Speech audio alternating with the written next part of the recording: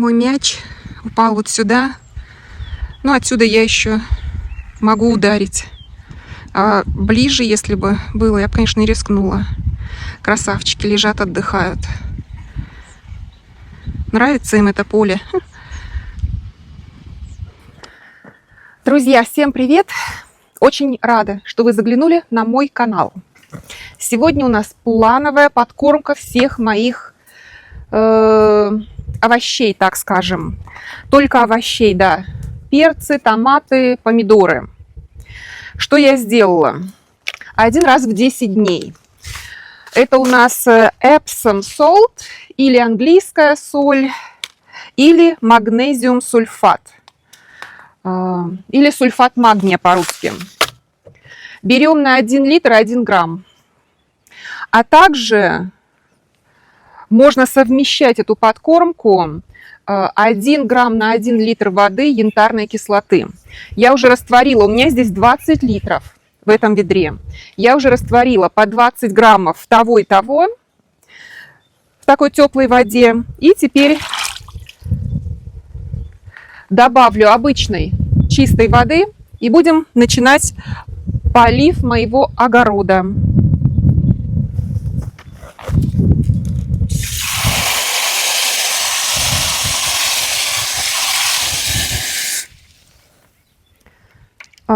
Можно опрыскивать, естественно, по листу, что я буду делать по плану, когда у меня придет время. Но вот сейчас у меня по плану именно полив этими микроэлементами. По листу они, конечно, действуют быстрее, но поскольку я 1 раз в 3 дня чем-то опрыскиваю мой огород, то завтра у меня по плану опрыскивание борной кислотой, а потом через 3 дня я буду опрыскивать янтарной кислотой и сульфатом магния. Но это почти неделю еще ждать. Поэтому я решила, что сегодня 1 раз в 10 дней я чем-то подкармливаю, и 1 раз в 3 дня я чем-то опрыскиваю.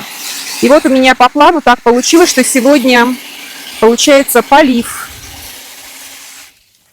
Сейчас перенесу это ведерочко поближе к моему огороду, и там наберу воды, чтобы не было так тяжело таскать.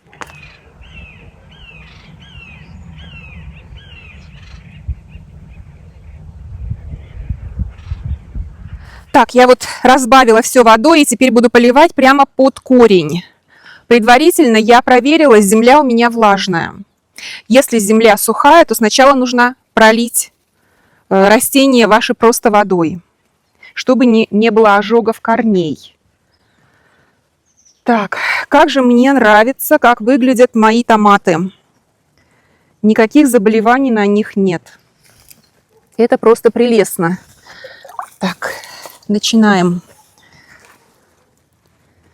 Прямо под самый корешок. Столько, оказывается, вот я по одному ковшику, это примерно пол-литра выливать буду. Столько, оказывается, нужно всяких нюансов, чтобы вырастить вкусные овощи и фрукты.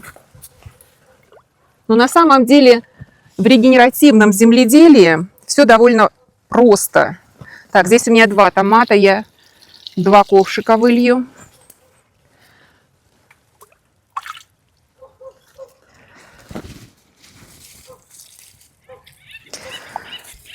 Проблема была в том, что у меня даже те помидоры, которые у меня на компостной куче росли, у них не было особого такого сладкого, приятного вкуса.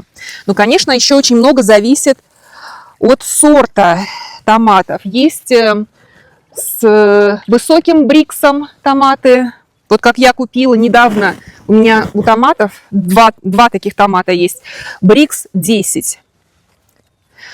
А есть томаты с не очень высоким бриксом. Ну, обычно, вот знаете, такие вот, как их называют, крупноплодные томаты, биф. У них брикс там 6, может быть, 6. Так, вас, друзья, вот здесь поливаем. Но все равно я вот вспоминаю Грецию, да, и в Греции те же самые обычные томаты, но они вкусные. Вкусные. У меня пока не получалось таких вот просто вкусных томатов. Попробуем в этом году. Муж мой снова натолкнулся на интересную статью про Италию. Какой-то там мужчина, американец, купил, значит, дом в Тоскане за 50 тысяч долларов. Виллу купил, заброшенную виллу, вложил еще 200 тысяч долларов в реставрацию и ремонт и переехал туда на постоянное место жительства. И муж мой решил, ну, он же у меня бизнесмен, поэтому первое, что он делает, он посчитал, экономически выгодно или невыгодно. Выгодно или невыгодно переезжать туда жить. И получается, вот на двоих у меня есть видео, какие у нас расходы в месяц. Вот в этой деревне в Калифорнии, где мы живем, расходы в месяц. Повешу вам в правый верхний уголок это видео. Кому интересно, посмотрите. Я думаю, что поскольку это видео было снято несколько лет назад, то за счет инфляции, скорее всего, у нас и расходы, по идее, увеличились. Но я уже не подсчитывала. Но все равно. Мы спросили, как это теперь модно, искусственный интеллект. И искусственный интеллект нам выдал, что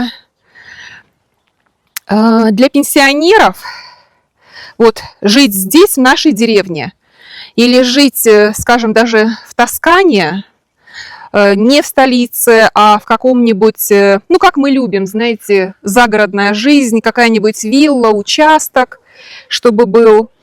Вот, и нам искусственный интеллект выдал, да, там жить будет в 2 раза дешевле.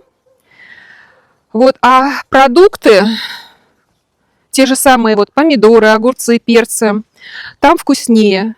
И муж мой все равно все это обсчитывает, изучает, какие там медицинские страховки, вся стоимость жизни, как это будет обходиться. Вот, обсчитывает все. И, может быть, мы поедем в Италию просто посмотреть. Я-то вообще ни разу не была в Италии. Ну и муж тоже не был. Все это пока, знаете, одна бабка сказала.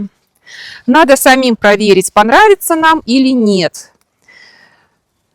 Климат там тоже средиземноморский, такой же, как у нас, с небольшой разницей. У нас более сухое лето. Вот у нас сейчас, а это у нас начало июля, ну, температура примерно такая же, но влажность у нас здесь между 20 и 30%.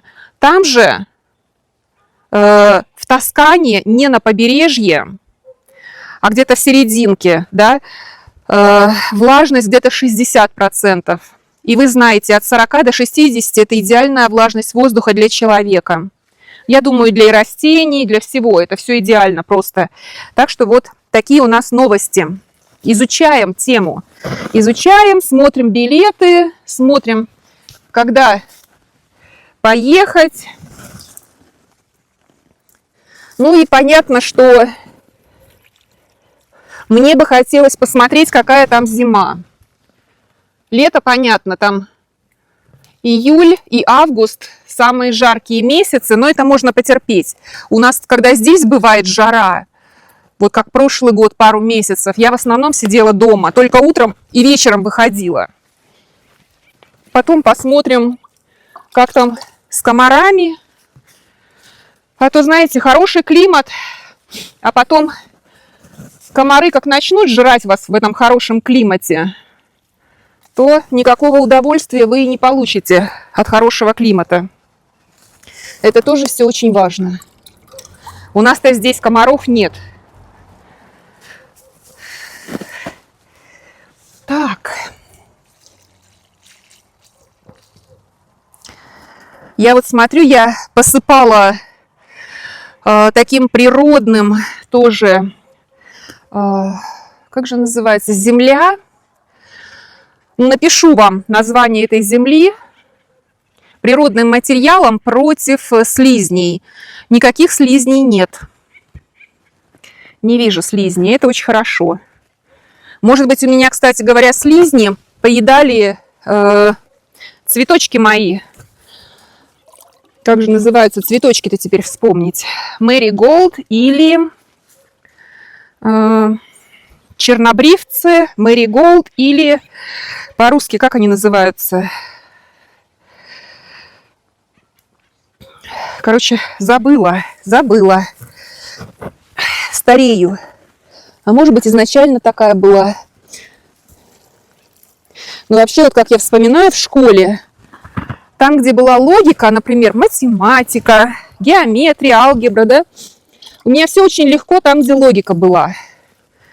У меня полное было отсутствие памяти, когда надо было учить стихи.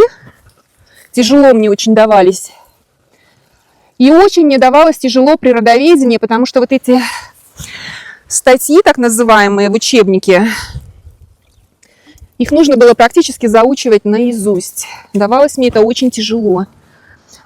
А вот у кого-то прекрасная память.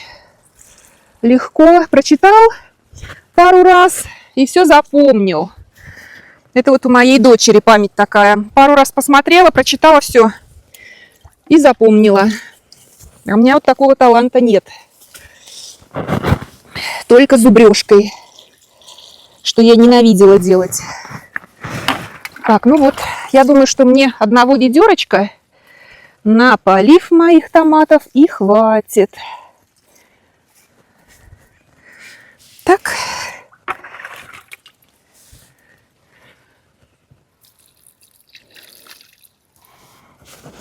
Здесь какой-то перец вырос. Я по листьям вижу, что это перец. Уберу, потому что если это вдруг халапеньо, что мы иногда покупаем и едим, то зачем мне этот халапеньо? Мне он не нужен. Мы не так часто его едим. Такой он остренький.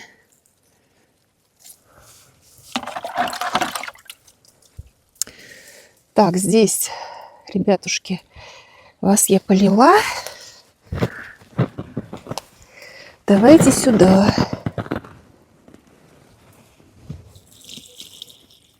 Вообще, конечно, в Калифорнии хорошо жить. Но, ребята, в Калифорнии, если вы хотите как-то бюджетно жить, то это вам нужно выбирать, например, Сакраменто, потом выбирать, может быть, Лос-Анджелес. Потому что вот у нас, несмотря на то, что это деревня горная, вы не сможете жить здесь бюджетно. У вас очень большие расходы будут на бензин. Машина здесь обязательно. В Сакраменто не обязательно иметь автомобиль, потому что там общественный транспорт работает. То же самое в Лос-Анджелесе. Там, где нет общественного транспорта, машина – это необходимость. Так, еще будем сейчас разбавлять и поливать все остальное. Не хватило мне на все. У меня много всего другого, что нужно поливать.